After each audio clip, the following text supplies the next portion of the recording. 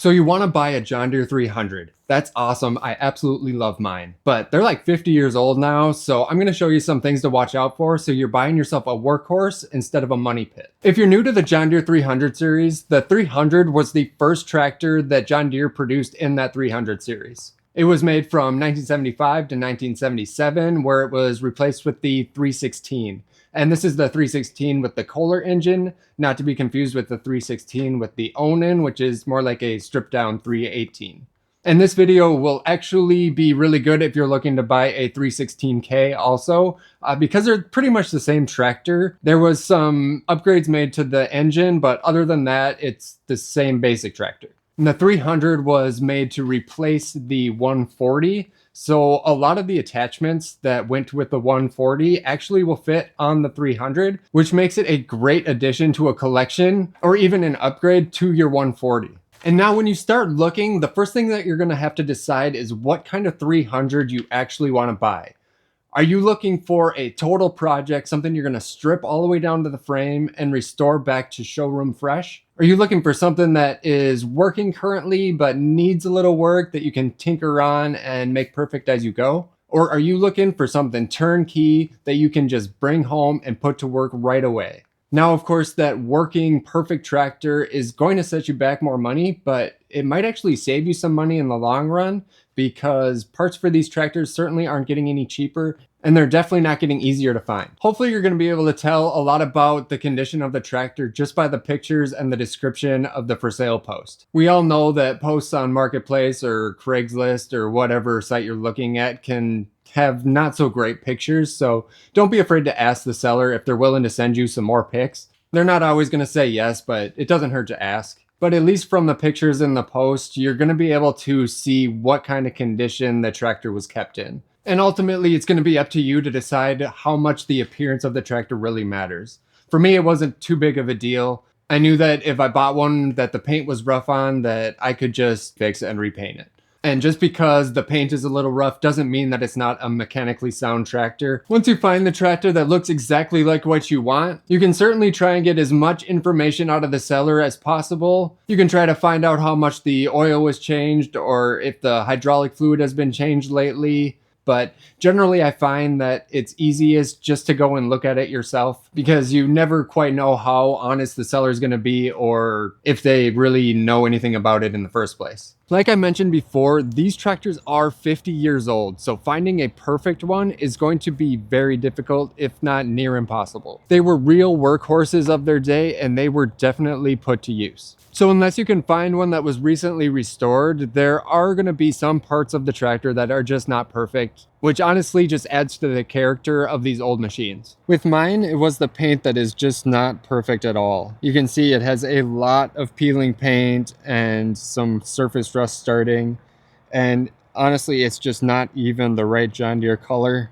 But mechanically, it works really well, so I was willing to put up with a little bit of bad paint so I could get a good quality running machine. With that being said, really bad damage like big dents, missing panels, frame damage, that all can mean that the tractor was abused or at least really poorly maintained. So while my paint doesn't look so great, all the panels are there and they all are really nice and straight with barely any damage. If you're able to get under the tractor and really inspect the frame, or if you're able to take some of the body panels off and get in and look at the frame to make sure it doesn't have any cracks or welded up spots or twisted or damaged portions, that would be really good to look at because the frames on these are really strong, and for it to be damaged would mean that the tractor went through something pretty severe. Another important thing that you have to decide on is how many hydraulic valves that you want.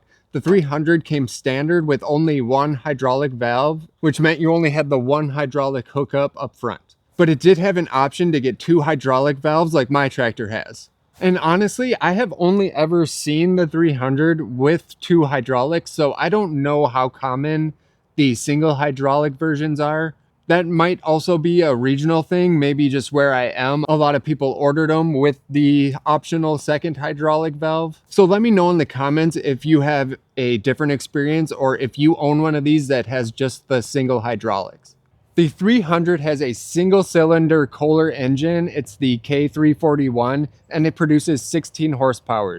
And that single cylinder engine can have some vibrations at lower RPMs, but once you get up into a working RPM, they do smooth out really nicely. But that does bring me to my next point, is the motor mounts can go bad on these, which causes even more vibration. If you're able to, the best thing you can do is take the grill out. The grill is just held on by these two kind of sprung hold down mounts right here. So to pull it off, you just have to grab it and just slide it out. And then while the motor is running, look from the front and you can see the front two motor mounts. And that way you can see if there is excessive vibration in those motor mounts. You can also do the same thing if the seller will take off the side covers for you or let you take them off. Otherwise, it's a very simple engine. It's got points ignition, and being that single cylinder, there's just one spark plug wire, one spark plug, and just a very simple system. So if you do end up buying one that needs a tune-up, it's not going to be a huge project. Now this is the part where I would usually suggest you bring along a spark plug socket and an engine compression test kit. But that's not going to work on the 300 because this Kohler has a automatic compression release system, which it does something with holding the valves open or something until it reaches 600 RPM after starting. So a regular compression test just does not work for these. They have a write-up in the service manual on how to check the compression on these. It involves putting a bolt into the PTO pulley and wrapping a rope around the pulley and turning the engine over backwards, I believe. I don't know. I'll have it posted here. If you want to take a screenshot of it, you can, but it's probably not going to be something you're able to do while you're just looking at the tractor. So on these, you're just going to have to go with how it sounds while running and check out the normal things you do when checking out an engine. So some things to look out for are smoke while starting it. Now these are going to smoke a little bit, of course, especially if you have to use the choke to start it. But what you don't want to see is that smoke continuing after a few seconds after startup.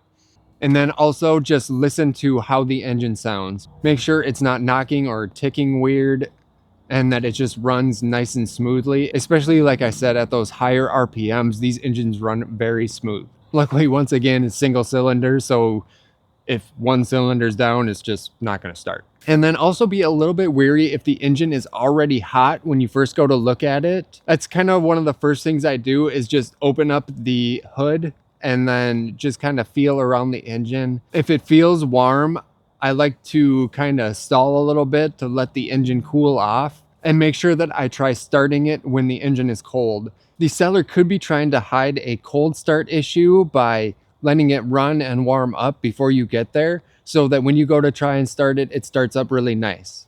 It also wouldn't hurt to bring along a fresh battery or a jump pack. You definitely don't want to end up in a situation where the battery is dead and you're not able to hear it run just because of a bad battery. Even with these side covers off, the carburetors on these can be a little hard to see. They do have a big air cleaner hanging off of them.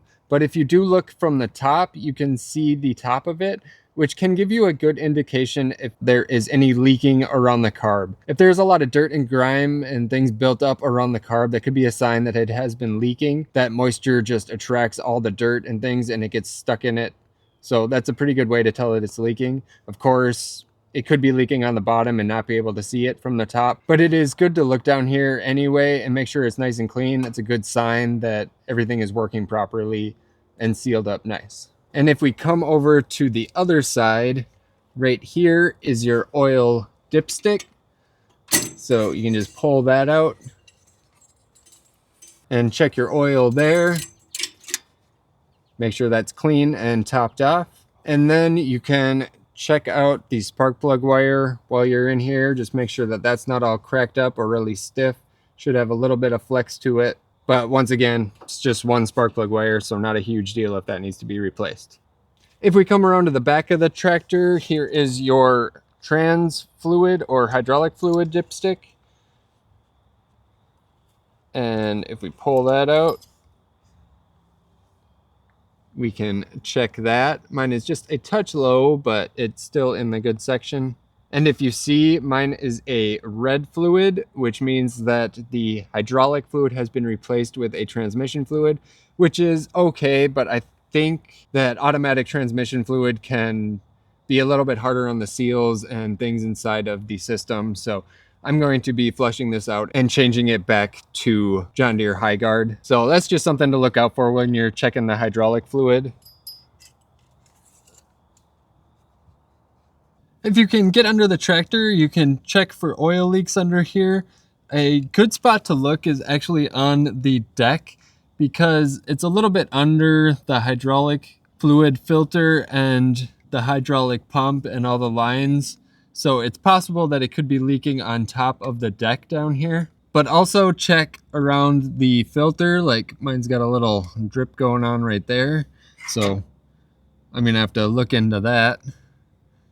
And then look around all these lines. Once again, a buildup of dirt and grime around these fittings or around any of these lines can be a good indication that there is fluid coming out around those fittings.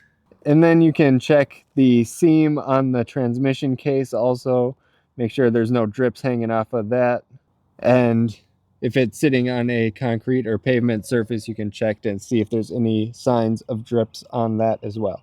And it's very similar for engine oil leaks. A very good spot to check is if they have the mule drive on, this plate right here can get full of engine oil if there's any leaks. Like this one that came off of my 318, which has a leak around the seal of the front PTO, and it all drips down onto this mule drive. But if it does not have the deck installed and the mule drive isn't there, then once again, you can look at the surface that it's sitting on. If it's on a concrete or pavement surface, you can see if there's any signs of drips there.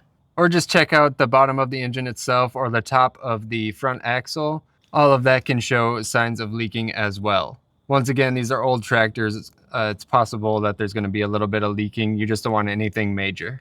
And also, a little flashlight is also a good thing to bring so you can check out underneath the tractor if you don't have very good light.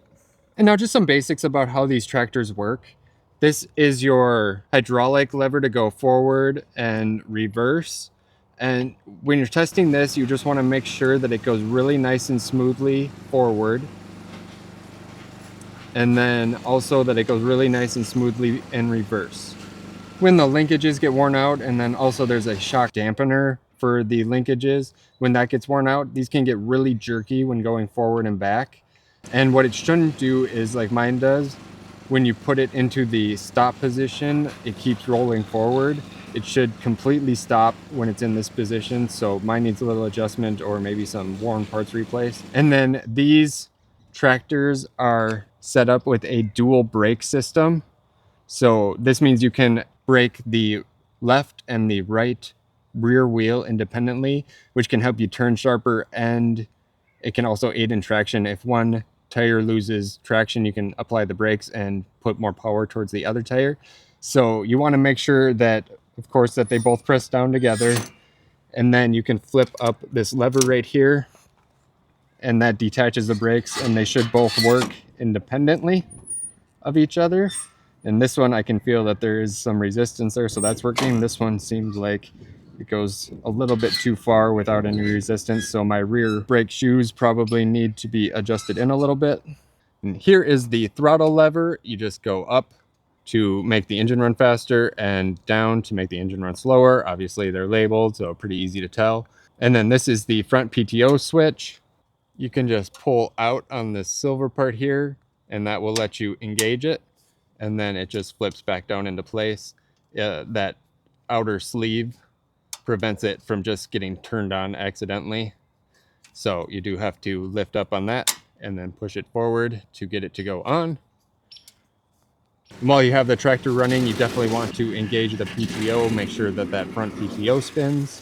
And this is also a good time if the mower deck is connected, turn that on and make sure that the mower isn't making any really loud grinding or harsh noises that would indicate that a bearing in the deck is going out.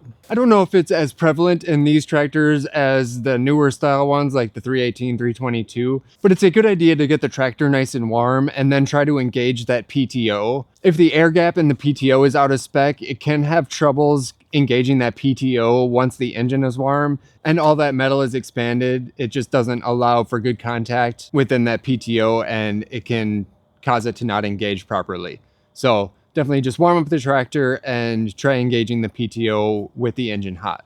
And then right next to the PTO switch is the choke. You may have to pull this out to get the engine to start, but you should be able to just push it back in once the engine is started relatively quickly. Unless it is really cold out, you might need to run it on choke a little bit. But if the engine won't run without the choke on, then you definitely have another issue. And then if we move up right here, that is a voltmeter. And I do not believe that mine is currently working, and it's very hard to read anyway. Once again, old tractor, the plastic gets pretty foggy. And next to that you can barely see in the shadow, is the hour meter.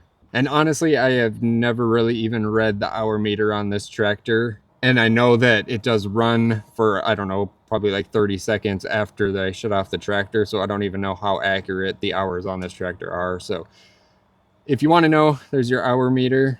And then right under that is the light switch. So if you want to test your lights out, you can just pull up on that and check the lights out. Mine are not currently working. So as you can see, I bought myself a money pit instead of a real workhorse here. And if we move down under the dash, then this lever right here is for the height adjustment of the deck. If you run it out, it'll stop the deck higher. If you put it in, it'll allow the deck to go lower. And then right here in front of the seat is to control the hydro. So if you spin this in, it will allow you to freewheel. Right here is the hydro locked in, so you wouldn't be able to push it like this. And if I run that all the way in, that allows the tractor to freewheel. And so that's definitely something you want to test out. Make sure that the hydraulics are nice and solid when this is twisted out, and that it frees it up when you twist it in. Another part that wears out, of course, is the tires, and that can be a pretty major cost. Tires are definitely not getting any cheaper, and sometimes they can be a pain to change out. So you might want to look for a tractor that has recently had new tires put on, or at least that they're in really good shape if that's not something you want to deal with. But also, if the tires are looking a little bit rough, that can be a bargaining point to try and maybe get a little bit more money off of the price of the tractor, which is a lot of these things, especially the wear items. And anything that just doesn't seem right, you can definitely use that to try and get the price down. And if you're knowledgeable about what is right and what is wrong, then you can really educate the buyer on some of the things that need to be fixed or replaced, and that's going to cost you money and could convince them to come down a little bit on their price. While you have the tractor running, it's a good idea to make sure that the hydraulic valves are working properly. If the deck is installed, you can use this outside lever to raise and lower the deck to make sure that that's nice and smooth and operating properly. If the tractor has something like a 4-way blade on the front, then that would be perfect, because you'd be able to use the outside lever to angle the blade and use the inside lever to move it up and down. But even if it doesn't have something attached that you can use this inside lever to move up and down, you can test and make sure that the float function is working. If you push all the way forward onto a lever, it should lock into a detent. And this means that the float function should be working properly for that circuit. And then also, speaking of the deck, if this is a tractor that you're going to be mowing with, it's a good idea to check the condition of the belts for the mower. If the mower does not have the panels that cover up the pulleys on the deck itself, then you definitely want to check those belts to make sure that they're not frayed or really like worn oddly, because that could be an indication that the pulleys are going bad or getting worn, and or just not aligned correctly, something like that that's causing that belt to wear weird like that. And the same thing for the drive belt that's coming off of the front PTO. If that's frayed or worn, other than just the normal wear that you would find on an old belt, like cracking or anything like that, if it's just got really weird like fraying to it, like it's riding bad on the pulleys, that could be a sign of the pulleys going bad, or the bearings in the pulleys going bad, or something being misaligned, which could have been caused by damage, or something being bent, which could end up being kind of a costly fix or something that's difficult to fix. So definitely something you want to look out for. Before you go out and buy your John Deere 300, it's very important to learn as much as you can about them so you know what you're looking at when you go to look at one. And to help you out, I have a playlist for you right here. Thank you so much for watching, and I'll look forward to seeing you on the next one.